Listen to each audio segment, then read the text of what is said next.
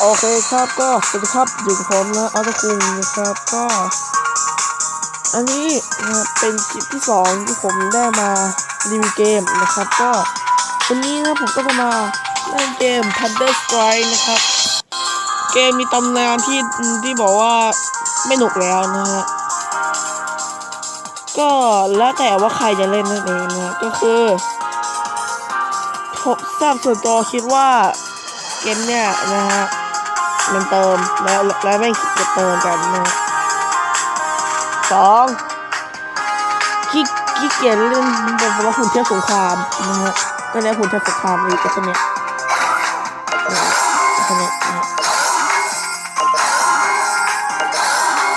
ประมาณนี้นั่นเองก็ผมก็ได้มีเจ้า3หุ่นเทพสงครามครับเนี่ย Liberty Titan ครับ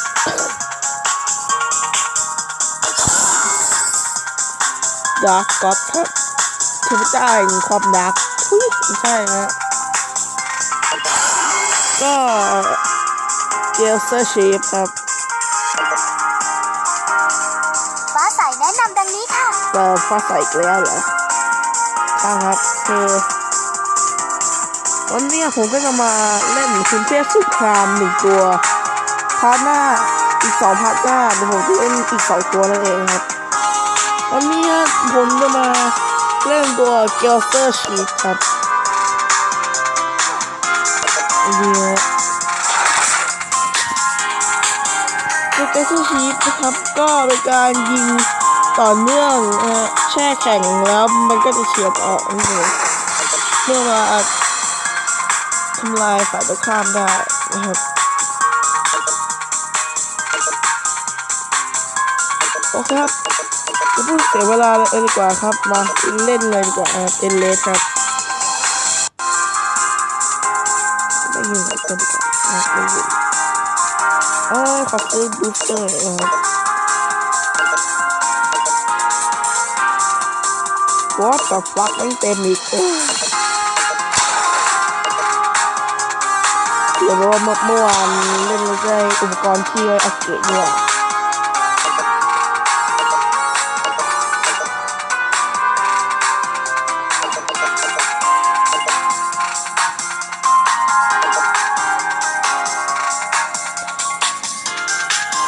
ครับก็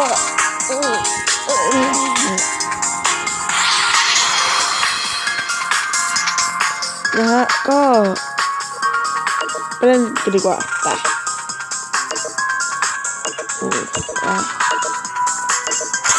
ครับอัปเกรดครับไปครับตัวมีว่ะโอ้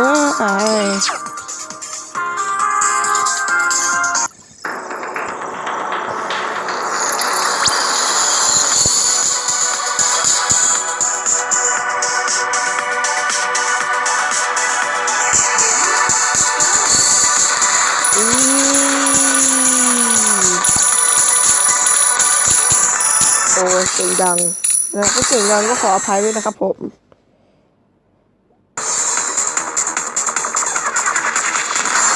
เนี่ยก็เป็นแบบนี้ครับ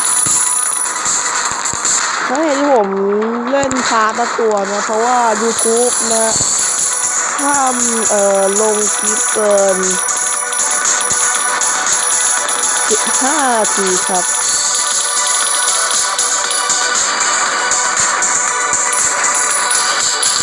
เราไม่ได้ไปแก้เลยนะว่ามันมีนี่นะ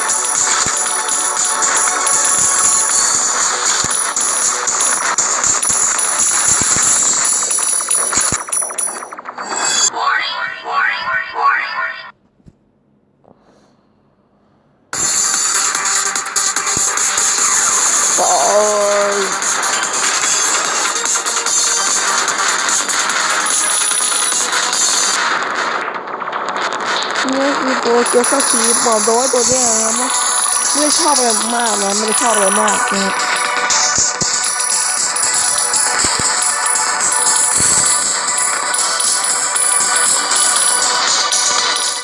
บอกไปเลยฮะ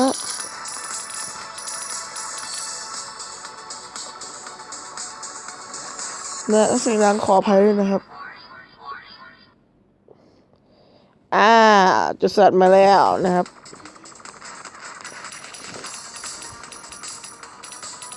เลยมาเลยโอ้ยหัวใจเต็มมันไม่ใช่วาเลนไทน์นะเฟ้ยอ๋อ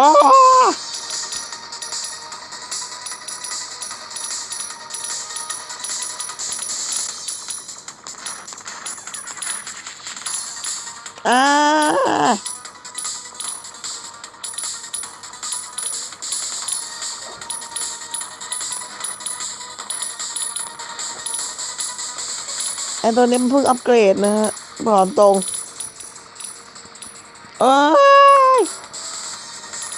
ไปไหนหนีไปจนได้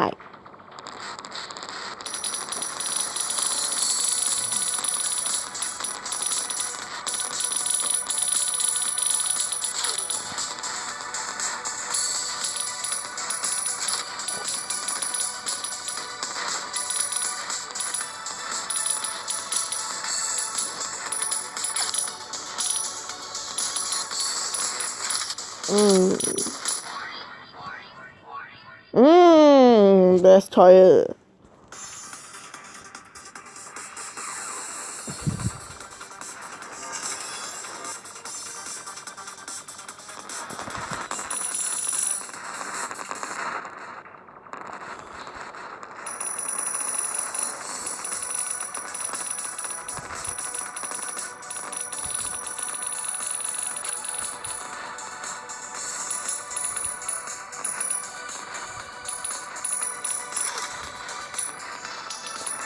ตอนนี้เหมือน Wisdom เกาหลีเวอร์ชัน2เลยว่ะนะฮะ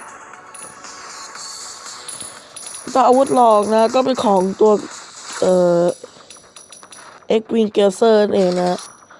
ไอเซต Gazer เนี่ยนะก็บอกตรงว่าใช้ได้นะก็ใช้ได้ผมลองเล่นแล้วนะตัวสไลด์แล้วเหรอทะเลจำไปรอแล้วมาอีกเลย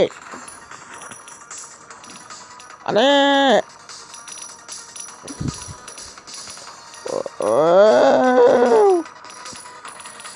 เดินอีกแล้ว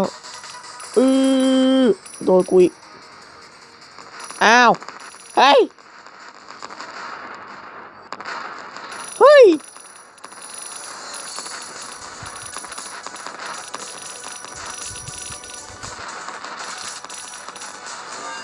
What the fuck อะไรวะ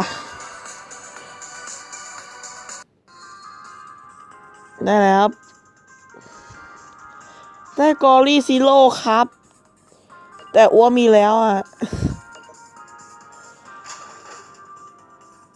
ก็นะฮะนับของก่อนนะฮะเป็นหุ่นเทพสงครามนะอุปกรณ์หุ่นเทพสงครามชนต้องรับฮะต้องรับจะไปอัปเกรด Liberty Titan นะครับได้หรอกครับก็นะสำหรับวันนี้ครับก็สำหรับการรีวิวตัวเกลเซอร์ชีฟก็ขอลาไปก่อนนะครับก็พบกันใหม่พาร์ทหน้าเป็นหุ่นตัวอะไรนะครับก็ดูเลยนะว่าจะเป็นตัว Liberty Titan หรือ Dark God ครับก็เอาละครับสวัสดีครับ